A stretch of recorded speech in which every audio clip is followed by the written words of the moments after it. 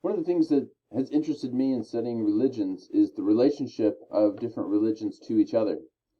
So at this point, you've studied several religions, many of which have a direct genetic relationship to each other.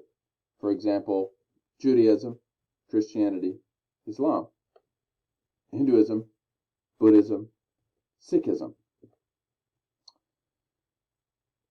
Many of these religions, especially Western religions like Judaism, Christianity, and Islam, often make a claim to finality. This is related to the exclusivism we talked about last time.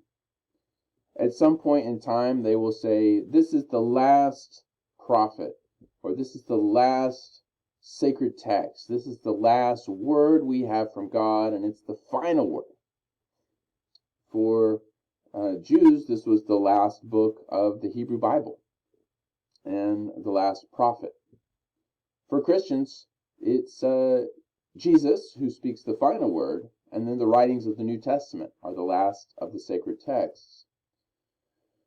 But what happened when the Christians came along and they reflected back on their Jewish roots, they said, well, God wasn't actually done speaking. He had another word for us. The Holy Spirit was poured out and gave us a new word, the word of Jesus. Well, a few centuries later, Islam did the same thing. They said, well, Jesus, while important, was not the final word. But Muhammad is the seal of the prophets. Muhammad is who brings clarity to the revelation. And God's Spirit has worked again through this great prophet and told us how we should live and how we should believe. And of course, this has happened many times in the years since then. Sikhism looks back on Islam and says, well, you have a lot of truth here, but in fact, the one you call Allah is much bigger than you think. And when the other gods that we see around the world, these are versions of the great God, Allah, or the one without a name. So where do we stop? What's the final revelation? Does God ever stop speaking? What do we do with new religions?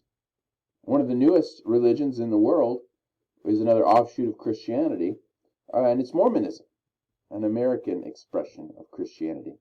And the founder of Mormonism, Joseph Smith, claimed to have a new revelation, which he discovered on some golden tablets. Is this a new revelation from God? Does God continue to speak?